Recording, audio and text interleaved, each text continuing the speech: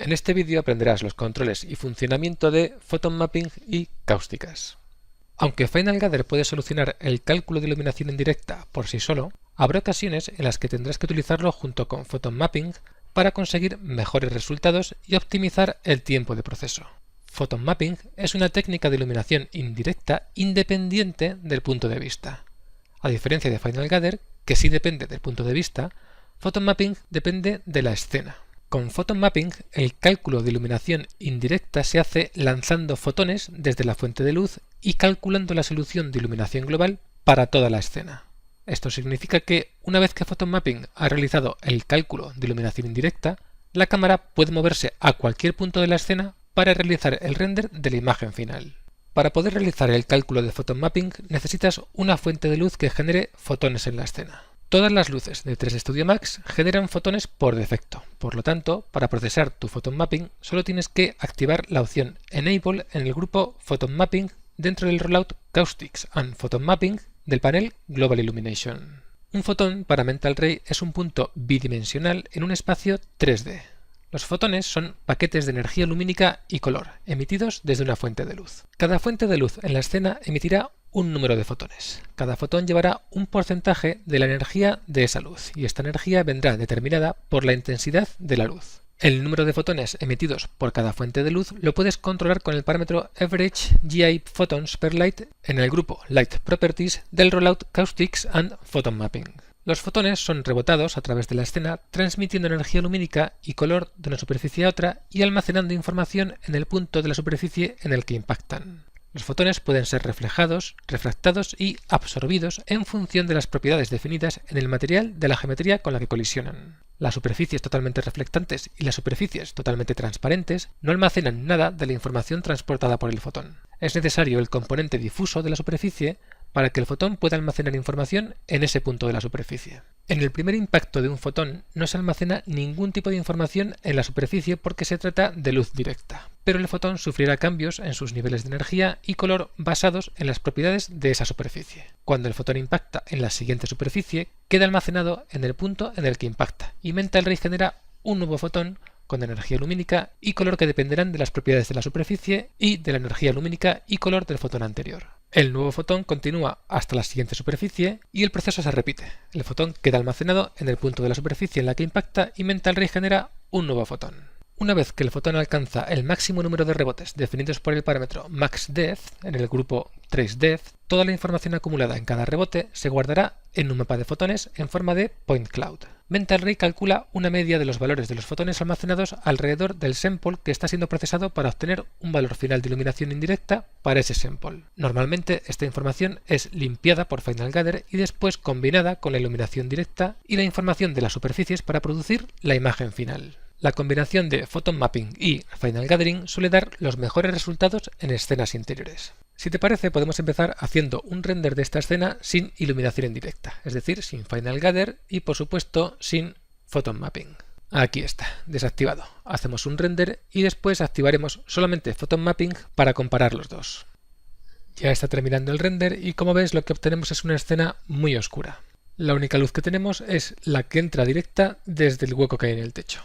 No hay luz indirecta, es decir, no hay luz rebotada. Vamos a guardar esta imagen en RAM Player para compararla con la que vamos a obtener a continuación con Photon Mapping. En la ventana Render Setup ve a Global Illumination y en el grupo Photon Mapping haz clic en Enable. Clic en Render y vamos a ver qué es lo que pasa. Al contrario que Final Gather, Photon Mapping no te muestra los pases de iluminación indirecta. Puede darte la impresión de que no está ocurriendo nada, pero si te fijas aquí arriba, Photon Emission, verás que Mental Ray está calculando el mapa de fotones. Y una vez que termina el cálculo de este mapa de fotones, comienza el render de la imagen. Y aquí lo tienes. Bueno, supongo que no es lo que te esperabas, ¿verdad? Tranquilo, esto es normal. Lo que ocurre es que hemos empleado muy pocos fotones para hacer el cálculo del mapa de fotones. Enseguida lo arreglamos, pero antes lo cargo en RAM Player para poder hacer la comparativa. Si te fijas en la pared del fondo podrás ver fotones rebotados desde la pared de color azul y en el techo podrás ver fotones rebotados desde la pared de color rojo. En Average GI Photons per Light, en lugar de 20.000, que son muy pocos, vamos a aumentar el número de fotones a 100.000. Tampoco son muchos, pero vamos a ir poco a poco. Hago clic en Render y vemos el resultado. Aquí lo tienes, algo mejor, pero todavía no es bueno. Normalmente, para obtener buenos resultados con Photon Mapping tienes que pensar en millones de fotones. Si quieres, lo puedo cargar en Ramplayer para comparar, pero como ya te digo, este resultado aún está bastante lejos de ser algo que podamos llamar aceptable. Vuelve a aumentar el número de fotones y esta vez añade un 0. Vamos a hacer el cálculo con 1.000.000 de fotones. A partir de 1.000.000 es cuando la cosa empieza a estar un poco mejor. Recuerda que Photon Mapping es independiente de la cámara y que tienes que hacer el cálculo para toda la escena, es decir, tiene que haber fotones rebotando por toda la escena, incluso las partes que no se ven desde la cámara. Como puedes ver, con 1.000.000 de fotones el resultado es considerablemente mejor. Lo puedo cargar en Ramplayer si quieres para hacer la comparativa, pero creo que es bastante obvio que hemos obtenido un resultado bastante mejor que este. Lo cargo en el canal B, ok, y aquí lo tienes. Mental Ray hace el cálculo de fotones de forma muy rápida, por lo tanto en esta escena podríamos llegar hasta 2 millones de fotones sin tener que preocuparnos demasiado por los tiempos de render. Pero en lugar de eso lo que vamos a hacer es activar Final Gather para intentar limpiar este resultado. Al fin y al cabo esa es la función original de Final Gather. Otra cosa que vas a observar es que el cálculo de Final Gather es mucho más rápido una vez calculado el mapa de fotones. Por lo tanto, no pienses que utilizar Final Gather junto con Photon Mapping va a resultar en un incremento del tiempo de render. En muchos casos es al contrario. Ya ha terminado el render y como puedes ver el resultado es bastante bueno. Lo podemos comparar con el render anterior. Bueno, mejor lo vamos a comparar en Ramplayer. Lo voy a cargar en el canal A de Ramplayer. Aquí. Ok. Y hacemos la comparativa. Como ves, el resultado es bastante limpio. Y hemos eliminado parte del ruido que teníamos antes. Aún se podría mejorar más aumentando el número de fotones en Photon Mapping y trabajando con los settings de Final Gather. Como puedes ver, la combinación de Photon Mapping y Final Gather da muy buenos resultados en interiores. Otra forma que tienes también de mejorar este resultado sería trabajar con los settings de Photon Mapping. Vamos a echarles un vistazo. En el panel Global Illumination baja hasta el grupo Photon Mapping dentro de Caustics and Photon Mapping. Arriba, a la derecha de Enable, tienes un multiplicador y un swatch de color con las mismas funciones que los que había en Final Gather. El multiplicador controla la contribución de Photon Mapping al resultado de la imagen final y con el color swatch puedes tintar con el color seleccionado la iluminación calculada por Photon Mapping. Recuerda que con los valores por defecto obtendrás resultados físicamente correctos. El parámetro Maximum Number Photons per Sample controla el número de fotones utilizados para calcular el valor en cada sample. Para obtener este valor se hace una media de los valores de estos fotones. En la mayoría de las escenas el valor de 500 que viene por defecto es suficiente. Con el parámetro Maximum Sampling Radius también limitas el número de fotones utilizados en cada sample delimitando el área alrededor del sample para que Mental Ray solamente utilice los fotones contenidos dentro de ese área. Cuando está desactivado, Mental Ray utiliza un radio de 1/10 del radio de la escena. Con valores demasiado altos obtendrás resultados menos detallados. Con Merge Nearby Photons puedes reducir el número de fotones almacenados y, por tanto, reducir el consumo de memoria de tu sistema. Cuando lo activas, Mental Ray fusiona los fotones que se encuentran dentro de la distancia definida por el parámetro. Con la opción Optimize for Final Gather, Mental Ray realiza cálculos adicionales para almacenar en cada fotón información adicional sobre los fotones que lo rodean. Esta información agiliza el cálculo de Final Gather, pero ralentiza el de Photon Mapping.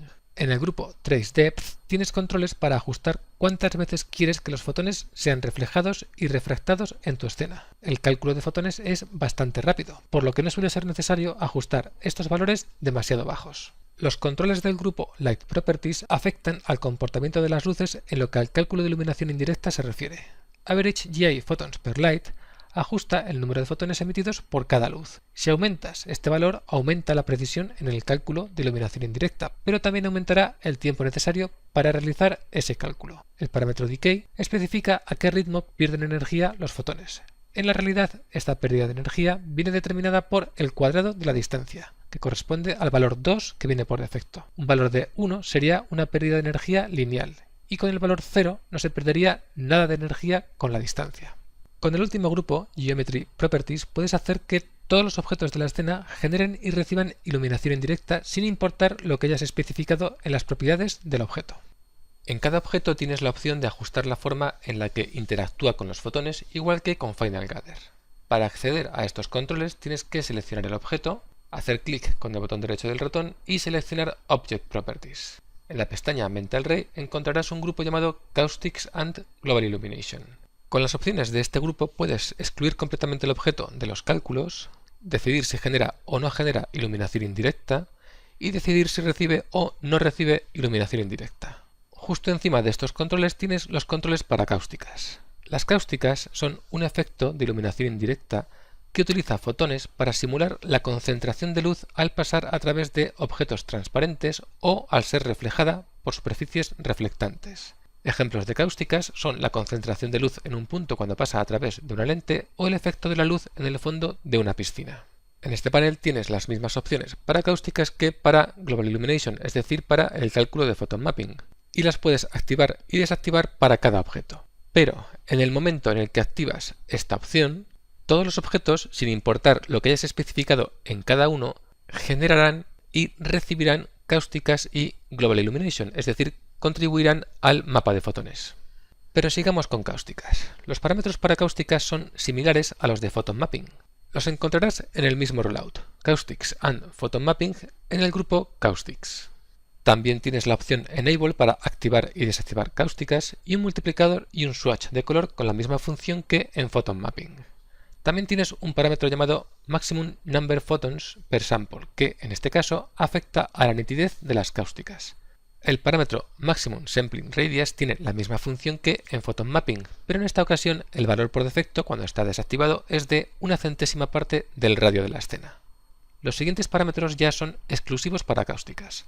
Filter te permite seleccionar un método de cálculo para enfocar las cáusticas. Box es la opción más rápida.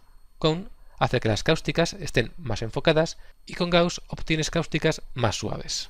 La opción Opaque Shadows when Caustics are enabled hace que las sombras sean opacas y con esto obtienes mejores tiempos de render. Si desactivas esta opción, obtienes sombras parcialmente transparentes. Si te parece, podemos ver un ejemplo de cáusticas con una esfera de cristal, con esta de aquí. Es una esfera a la que he aplicado un material, Arcan Design, que puedes ver aquí en el editor de materiales. Es este material, que no es más que un simple material Arcan Design con uno de los presets que vienen con este material, en concreto con el preset Glass Physical, este de aquí. Aparte de utilizar un material transparente, como es obvio, para las cáusticas es interesante que vayas al grupo Advanced Transparency Options dentro del rollout Advanced Rendering Options y que actives la opción Refract Light and Generate Caustic Effect. Esta opción hará que el objeto que tenga aplicado este material genere cáusticas. Si ahora cierras el editor de materiales y haces clic en el botón Render, obtendrás un mensaje de error. El mensaje simplemente dice que no hay ningún objeto en la escena que genere cáusticas. La generación de cáusticas viene desactivada por defecto en todos los objetos. Para activarla tienes que ir a Object Properties y hacer clic en Generate Caustics. Pero no solamente viene desactivada por defecto en los objetos, también en las luces. Por lo tanto, tendrás que ir también a la luz de tu escena, seleccionarla, clic con el botón derecho, Object Properties y en el panel Mental Ray activar Generate Caustics. ¿De acuerdo? Así que no lo olvides, tienes que activar las cáusticas tanto en el objeto como en la luz. Otra cosa que puedes hacer en las luces es aumentar el número de fotones para cáusticas, este parámetro de aquí. Los fotones que generan cáusticas son diferentes de los fotones para iluminación indirecta y se utilizan selectivamente en objetos transparentes y o reflectantes. Para la mayoría de las escenas, los valores por defecto suelen dar buen resultado. Voy a hacer clic en Render con estos valores y vamos a ver qué obtenemos. Pero antes voy a seleccionar solamente una región de la imagen. No tiene sentido que calculemos toda la imagen para ver solamente el efecto de las cáusticas de esta esfera. Voy a hacer esta selección. Así, con esto será suficiente. Los fotones de cáusticas se pueden almacenar en el mismo photon mapping que la iluminación indirecta.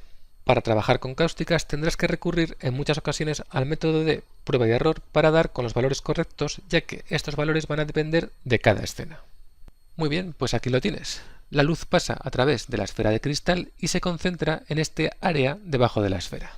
Ahora es el momento de ponerse a practicar. Practica todo lo que has aprendido sobre photon mapping y cáusticas.